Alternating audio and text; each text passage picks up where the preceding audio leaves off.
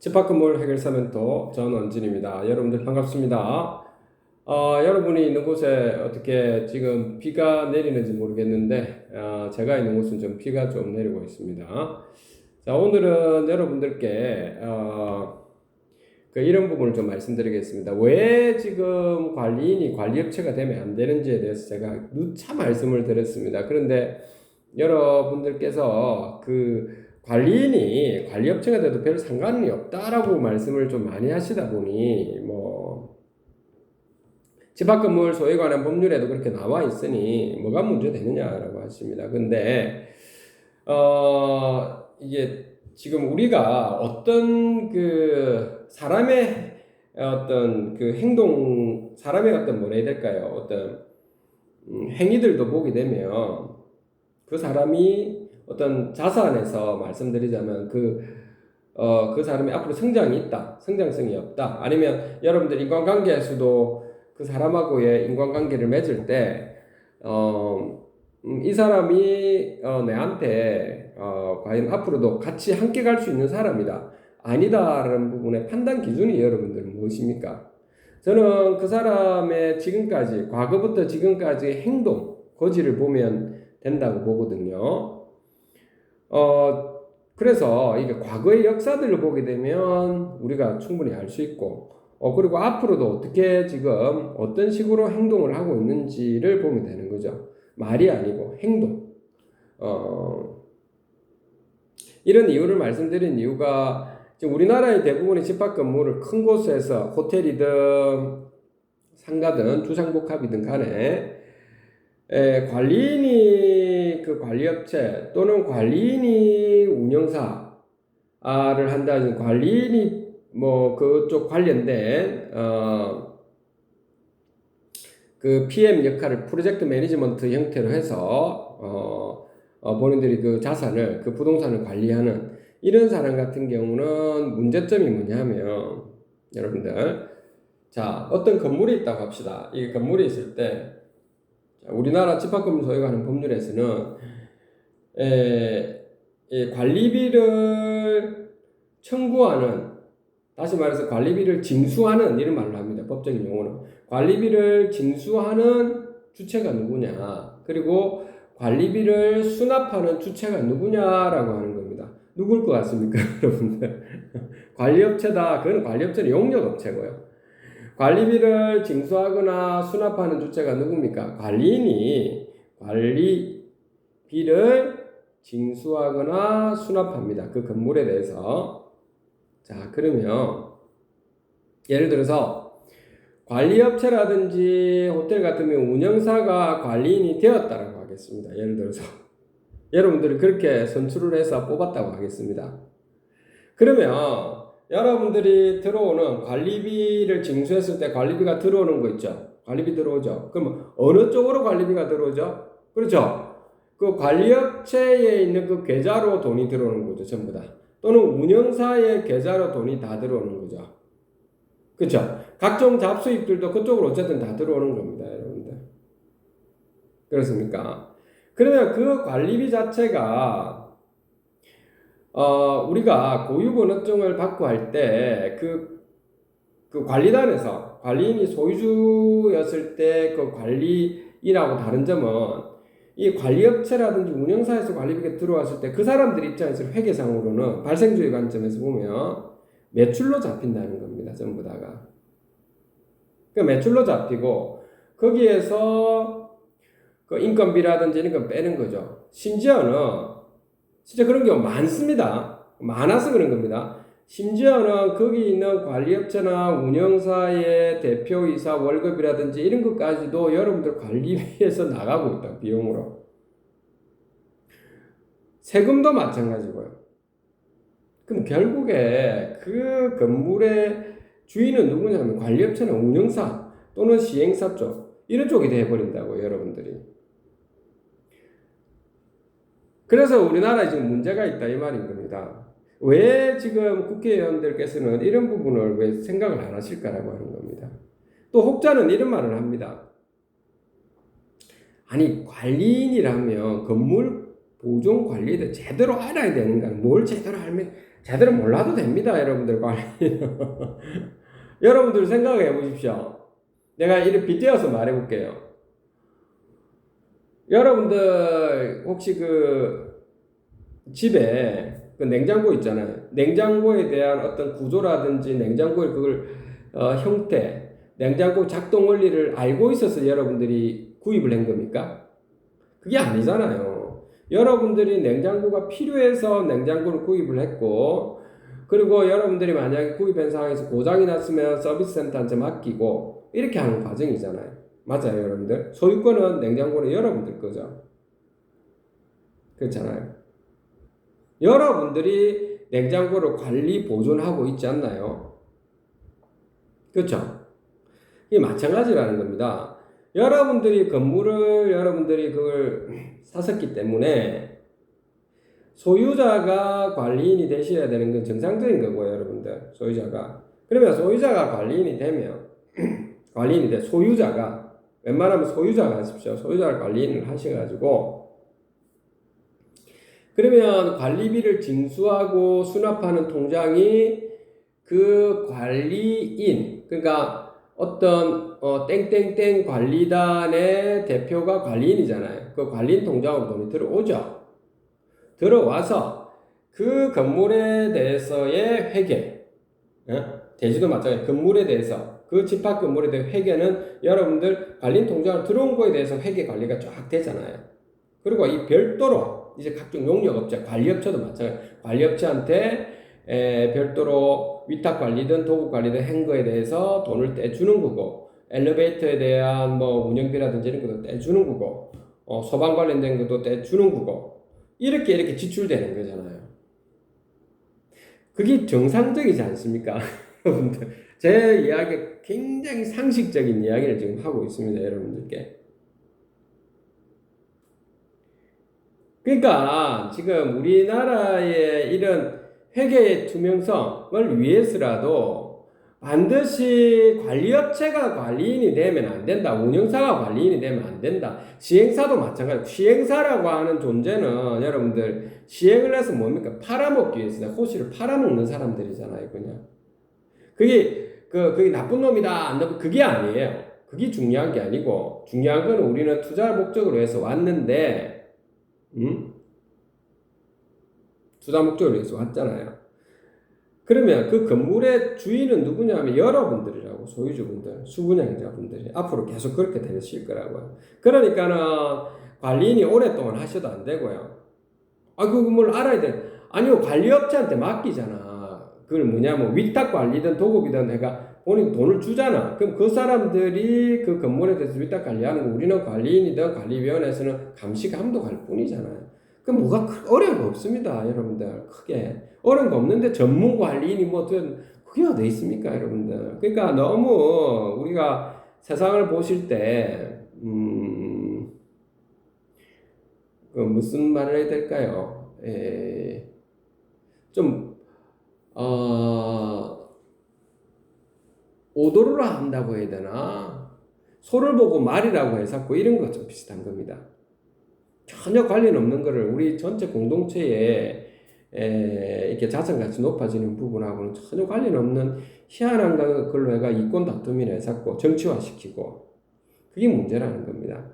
특히 우리가 집합 건물 같은 경우는 관리인이 이제 시스템 창립하고 난 다음에는 처음에는 조금 뭐 이것저것 뭐 시스템 조직하기에는 좀 많이 힘드는데 이제 정립이 다 되고 나면 이렇게 딱 바르게 앉아 올바르게 앉아 시스템이 작동되고 난 뒤부터는 관리인 2년 하고 나면 있죠. 다른 관리위원들이 하셔야 되는 것이 그것이 있잖아요. 정상적인 겁니다, 여러분들. 그걸 생각을 해보세요. 오랫동안 하게 되면 어떤 문제가 발생합니까, 여러분들? 그렇죠? 이게 독단적이고 독선적이고 마음대로 한다는 거죠. 그렇잖아요. 그러니까 그것도 적법하게 지출 같은 것도 안 하고요. 그런 부분에 문제가 있는 거죠. 그래서 여러분들이 그 시스템상으로 관리인이 지금 된다라고 하는 부분입니다. 관리인이 여러분들이 되시는 분들도 여러분들 적법한 그 책임감을 가지고 하는 거거든요. 권한이 있는 반면에 책임이 아주 막중한 겁니다. 근데 그렇다고 해서 뭐 해야 될 것이 있느냐? 그렇지는 않습니다, 여러분들. 해야 될 것이 별로 없다는 겁니다. 그러니까 방향만 잘 잡아주고 하면 별 문제가 없는 상황입니다. 그런데 늘 제가 저번에도 말씀드렸다시피 우리 인간이라는 존재가 있죠. 이게 늘 그 무지와 깨달음 사이 투쟁을 하면서 이제 깨달음을 얻으려고 되는데 투쟁을 하고 해야 되는데 그 과거의 경험치를 가지고 자기가 뭘 아는 것처럼 하는 거는 그건 좀 문제가 있다고 제가 늘 말씀을 드렸습니다. 전혀 아닙니다. 전혀 아니고 제가 나이가 많든 나이가 젊든 간에 상관없이 우리는 끊임없이 있죠. 깨치기 위해서 여러분들이 하나씩 노력해야 되고 모르는 경우는 전문가들 좀 물어보시고요. 특히 여러분들이 제가 누누이 강조드리고 싶은 부분이 소유주분들 여러분들이 있죠. 좀 제대로 좀 아셨으면 하는 거고요. 변호사라는 분들도 소송 대리인이고 하는 일종의 용역 업체이기 때문에 그분들에 대해서 너무 믿음감을 가지면 안 된다는 겁니다. 소송하는 부분에서만 필요한 경우는 우리가 소송 대리인으로서 선임을 할 수 있는 거지. 실질적으로 건물에 대한 자산 가치라든지 이런 걸 본인들이 여러분들이 좀 아셔야 되는 겁니다. 그러니까 좀 그 여러분들 거기에 건물에 계신 분들께서 좀 관심을 좀 많이 가져주시라는 겁니다. 그렇게 하셔야 된다라고 하는. 그리고 되도록이면 그 소유주분들끼리 싸우지 마시고 특히 있죠. 이 소유주들 중에서 참 문제가 뭐냐면 관리인이나 관리위원들 중에서도 오랫동안 자기들이 계속 있잖아요. 거기에서 자기들이 계속 하려고 하는 사람들이 있다고요. 그래서는 안 되는 겁니다. 그런 거 치고 있죠. 제대로 된 꼬라지를 못 봤습니다, 제가. 왜 그러냐면 그 사람들은 정치화 시켜가지고 그것을 머물려고 하죠. 왜? 이해관계가 있는 거죠. 뭐 먹을 거리가 있다고 생각하는 거죠. 있으니까 거짓거리 하잖아요. 계속 있잖아요. 사람들한테 이상한 말을 해가면서 편파를 만들고 이렇게 해가지고 그렇게 하면 안 되죠. 제가 늘 그랬잖아요. 입점주와 소유자끼리는 같은 가족이고 동등한 입장이고 오히려 관리인과 관리위원 더 낮은 자세로 임해야 된다라고 했는데 봉사직으로서 그럼 자기 군림을 하는 사람들 치고 있죠. 제대로 된 사람 보지를 못했다고요. 제가 그만하죠. 건방지죠. 교활하죠. 거짓말을 일삼죠. 그게 거기 문제라는 겁니다. 이 세상에는 그렇게 하면 안 되는 상황인데도 불구하고 특히 이 우리 총유물이기 때문에 그 건물이 그 사람들 게 아니잖아요. 특정한 사람들 거가 아니잖아요. 누구 겁니까? 우리 소유주 모두 걸 거라고요.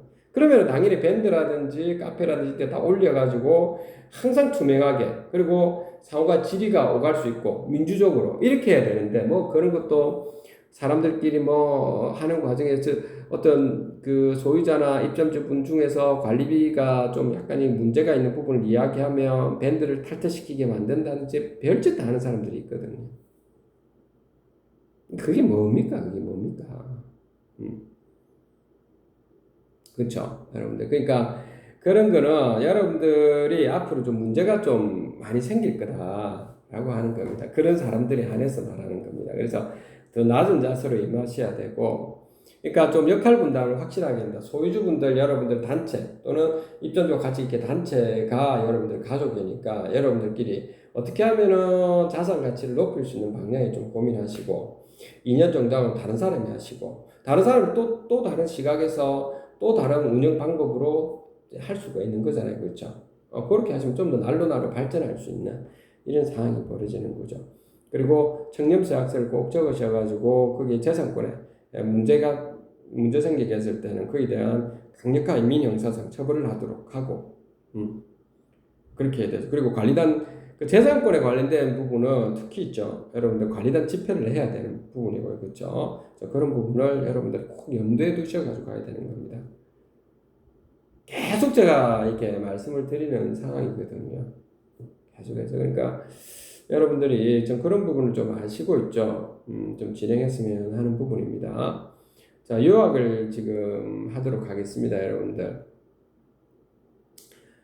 자, 우리가 관리업체라든지 운영사가 왜 관리인이 되면 안 되느냐라고 하는 것은 운영사나 관리업체 통장으로 관리비가 들어왔을 때 그 회계가, 이 건물에 대한 회계는 누구 겁니까? 그 관리업체나 운영사의 회계가 되어버린다고요. 그래 되면 안 된다고요. 건물에 대해서, 우리 집합 건물에 대해서의 회계는 우리 회계가 따로, 관리단의 회계가 따로 있어야 되고요. 그리고 그 각종 용역 업체들은 자기들의 이익을 위해서, 이익단체잖아요. 그죠? 이익단체잖아요. 영리니까, 영리 목적으로 하는 이익단체이기 때문에. 그러면 그 사람들의 회계가 있고, 우리에서 돈이 들어온 거에서 우리가 필요한 용역비를 주는 것 뿐이죠. 그렇게 하면 우리 관리단의 회계도 투명해지고 깔끔해지고요. 혹시라도 비리를 저질렀을 때 거기에 대한 강력한 처벌을 할 수도 있고, 그럼 또 잘하면 또 잡수입이 많아지면 자산 가치도 훨씬 더 올라갈 수 있고 이렇게 되거든요. 그렇죠? 그리고 용역업체에 대해서도 마찬가지로 제대로 못하면 그냥 계약을 이제 더 이상 안 하면 되는 상황이고, 그렇죠? 새로운 용역업체를 지금 입찰을 하면 되는 거고요. 그렇죠? 그래서 그렇게 여러분들이 하는 과정이고, 그 과정에서 특별히 제가 말씀드렸던 부분도 관리인이라든지 관리위원이라고 하는 이 존재는 더 낮은 자세로 임해야 된다라고 늘 말씀을 드렸고, 그분들이 어떤 권한을 행사할 수 있는 그런 상황도 아니다라고 하는 겁니다. 실질적인 권한 사항이 아니고, 제가 말한 더 낮은 자세로 소유주, 입점주 분들께 어떻게 하면 자산 가치가 높아지는 부분에서만 잘 밴드라든지 카페라든지 그 게시판에 잘 알려드리고 계속, 그리고 어떤 재산 가치를 올린다든지 훼손한다든지 이런 문제가 발생했을 때는 반드시 관리단 집회를 통해서 소유주분들한테 알려드려야 되고요. 좀 이런 과정을 거치면 되는 겁니다, 여러분들. 그렇게 거쳐야 되는 거고요, 여러분들. 그래서 그러면 굉장히 민주적이면 수도 있죠. 자본주의 원리에 의해서 자본주의 원리라고 하는 것은 결국에는 소유자가 누구냐라고 하는 거거든요. 거기에 공정하게 분배를 하는 거잖아요, 그렇죠? 자, 그러니까 봉사를 하시는 입장에서 그렇게 하시면 된다는 겁니다. 제가 이렇게 늘 두서없이 말씀을 드렸지만 이런 사례들이 저번 주에서 계속 연락이 왔었습니다. 서울, 경기, 인천 이런 데서 계속 연락 온 겁니다. 어떤 분들은 보면 시행사가 이상한 짓거리를 하는 경우도 봤어요. 시행사가 한 말을 하기를 그 관리업체 데리고 와서 관리업체 대표랑 소유자 대표를 공동관리인으로 두자라고 하는 것도 있답니다. 말이 되는 소리를 해야죠. 그러니까 말이 되겠습니까? 그런 것 자체가. 여러분 잘 왜 말이 안 되는지 여러분 한 번 더 고민해 보시고 한 번 더 그렇게 해 보시라고요. 그래서 오늘은 여러분들께 이 정도 여러분들께 좀 말씀을 좀 드리겠습니다. 자, 대한민국의 집합 건물이 굉장히 자산 가치가 높아지면서, 그러면서 우리 살고 있는 이 주변의 사람들이 많이 그 집합 건물에 이용도 하고 이름으로 해서 여러분이 있는 집합 건물의 자산 가치가 높아지고, 그리고 건물 관리 보존이 효과적으로 잘 이렇게 일어날 수 있도록 우리 소유자, 입점주 모두가 관심을 좀 많이 가져줬으면 합니다.